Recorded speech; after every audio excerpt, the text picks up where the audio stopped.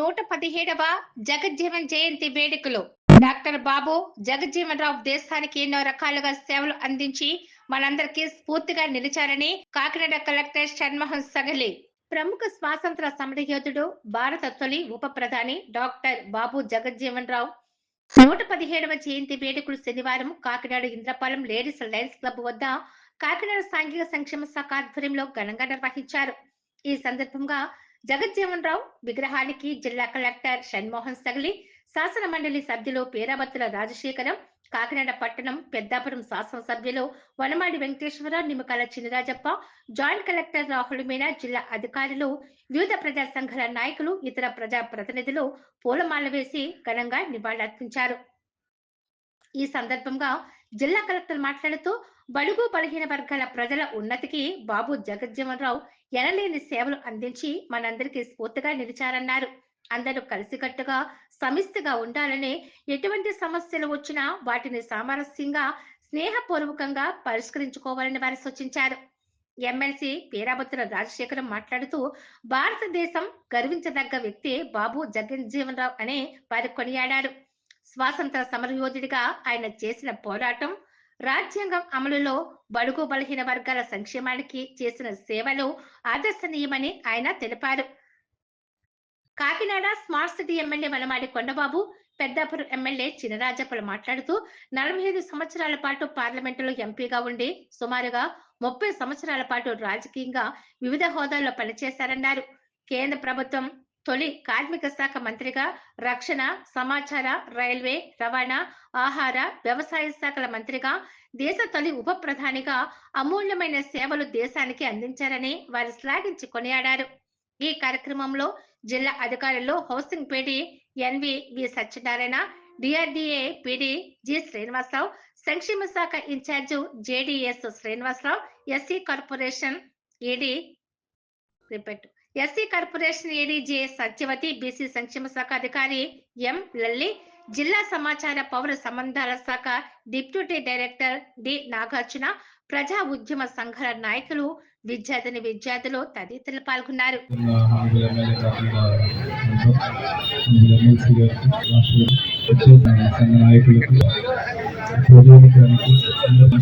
April నెల అణగారిన వర్గాల కోసం పోరాడిన అతి ముఖ్యమైన నాయకులు అంటే బాబు జగజ్జీవన్ రావు కావచ్చు, మహాత్మా జ్యోతిరావు కావచ్చు, లేకపోతే బిఆర్ అంబేద్కర్ కావచ్చు, అందరికీ జయంతి పురస్కరించుకొని పండుగ వాతావరణంలో ఈ నెలంతా జరుపుకుంటారు. అందులో మొట్టమొదటి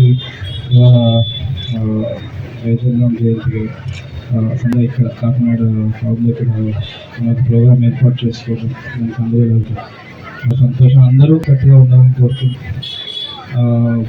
ఎలా ఉన్నాం అలాగా సమస్యంగా ఎలాంటి గొడవలు లేకుండా ఏదైనా ఉన్నా చూపించుకోగలిగే స్థితిలో ఆంధ్ర గారు కానీ ప్రజాప్రతినిధి కానీ నా వైపు నుంచి ఎప్పుడూ మీకు అందుబాటులో తెలుసుకుంటూ జగజ్జీవన్ గారని ఆయన ఆనాడే చెప్పారు.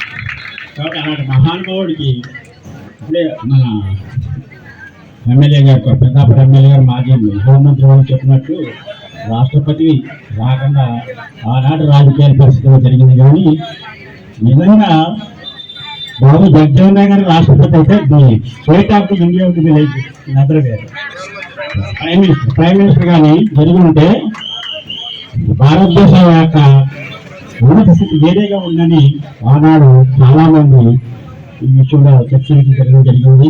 అలాంటి మహానుభావులు ఈ రోజు మనం స్మరించుకోవడం నిజంగా మనందరికీ కూడా ఈ వయసులో ఉండి కూడా మనం జయం జరుపుకుంటున్నామంటే మన తల్లిదేవులు. ఈ విషయంలో ముఖ్యంగా ఎమ్మెల్యే గారు ఎక్కడ గారు చెప్తున్నాం, గతంలో మీరు అందరూ శంకుస్థాపన చేసి బాబు జగజ్జీవన్ చేసింది. ఆ మరుసటి రోజే ప్రభుత్వం మారడం వల్ల మొత్తం మళ్ళీ తిరిగి మామూలు స్థితికి వచ్చింది. మళ్ళీ మీరే వచ్చారు. మాకు డెఫినెట్గా ఆ పేపర్స్ రన్నింగ్లో ఉన్నాయి.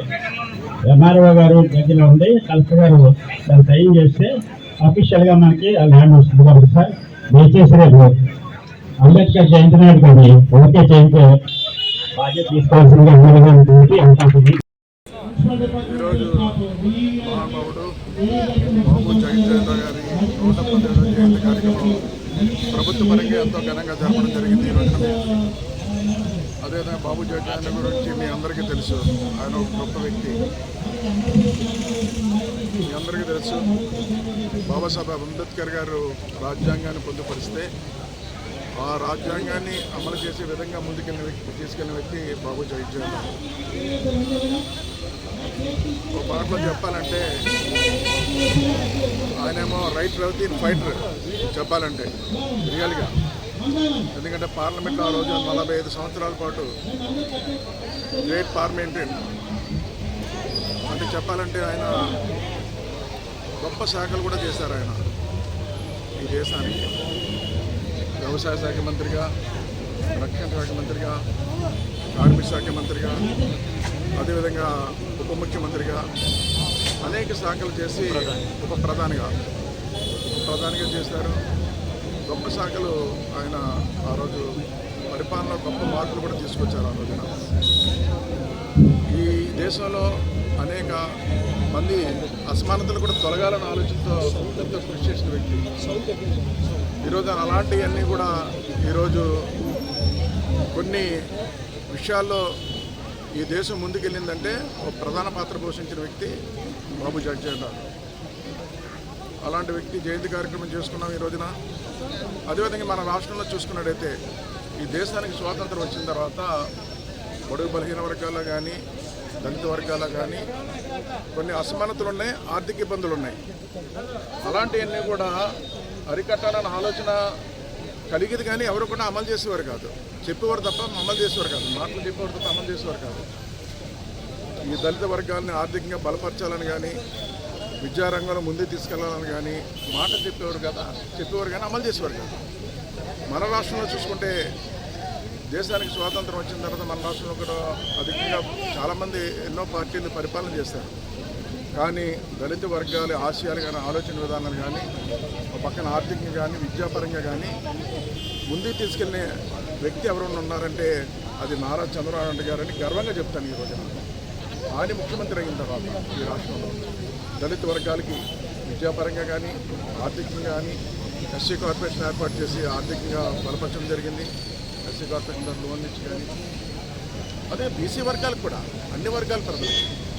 ఈరోజు చూసుకుంటే మన రాష్ట్రంలో మీ అందరికీ తెలుసు, ఏదైతే మనకి మాదిగ దండోరా విషయంలో వాళ్ళు చేసిన ఉద్యమాలన్నీ కూడా మీకు తెలుసు. ఈరోజు అలాంటివి కూడా ఎప్పుడు అలా సాగుతూనే ఉంది. ఆ ఉద్యమాలన్నీ కూడా అలాంటివన్నీ కూడా పరిష్కారం కావాలని చెప్పి, అసమానతలు తొలగాలని చెప్పి ఒక నిర్ణయం తీసుకుని ముందుకెళ్ళడం జరుగుతుంది. లేకపోతే ఇలాగ రాజకీయాలు నడుస్తూనే ఉంటాయి, రోజులు గడిచిపోతూనే ఉంటాయి, ఇలా ఉద్యమాలు జరుగుతూనే ఉంటాయి. కానీ పరిష్కారం చేసే వ్యక్తులు రాజకీయంగా వాడుకున్నా చూస్తున్నారు తప్ప పరిష్కారం చేయట్లేదు ఎవరు. ఈరోజు పరిష్కారం చేస్తారు. ఎందుకు పరిష్కారం చేస్తారంటే అసమానతలు తొలగాలి, అన్ని వర్గాల ప్రజలు బాగుండాలి, అందరూ బాగుండాలని ఆలోచన నిర్ణయం తీసుకుని ముందుకెళ్ళారు ఈ రోజున. అందుకే చెప్తున్నాను, ఈరోజు దళితుల్లో ఈరోజు మనకి మాల, మాదిగ 2 వర్గాలు. ఈ 2 వర్గాలకి కూడా చంద్రబాబుకి 2 కళ్ళులా చూసుకుంటారండి. ఇందులో నేను గర్వంగా చెప్తాను, ఈ రోజున 2 వర్గాలని 2 కళ్ళులా చూసుకున్నారు. అదేవిధంగా మాలా సోదరులకు కానీ, మాది సోదరులకు కానీ వాళ్ళకున్న 2 కళ్ళుల్లో ఒకటి బాబాసాహెబ్ అంబేద్కర్ గారు, ఒకటి బాబు జగ్జీవన్ రావు అని కూడా ఈ సందర్భంగా తెలియజేస్తున్నాను. అలాంటి అసమానతలు తొలగడం కోసం తీసుకున్న నిర్ణయాన్ని చంద్రబాబు నాయుడు గారిని నేను అభినందిస్తూ ఈరోజు సోదరులకు ఏం చెప్తున్నానంటే, దళిత సోదరులకి ఇద్దరు కూడా మీరిద్దరూ కలిసికట్టుగా ఉండాలి, కలిసికట్టుగానే పనిచేసుకోవాలి. మీకున్న సమస్యలు ఏదన్నా ప్రభుత్వం తీర్చడానికి సిద్ధంగా ఉంది, చంద్రబాబు నాయుడు సిద్ధంగా ఉన్నారు. అదేవిధంగా మీ పక్షాన ఒక ఎమ్మెల్యే కొండబాబు కానీ, నేను కానీ, మా నాయకులు కానీ మీ పక్షాన్ని నిలబడి మీ విషయాల్లో కూడా అన్ని విధాలా సహకరిస్తామని కూడా ఈ సందర్భంగా తెలియజేసుకుంటూ ఈరోజు బాబు జగ్జీవన్ రావుకి మరొకసారి వారి కుటుంబ సందర్భంగా శుభాకాంక్షలు తెలియజేస్తూ సెలవు.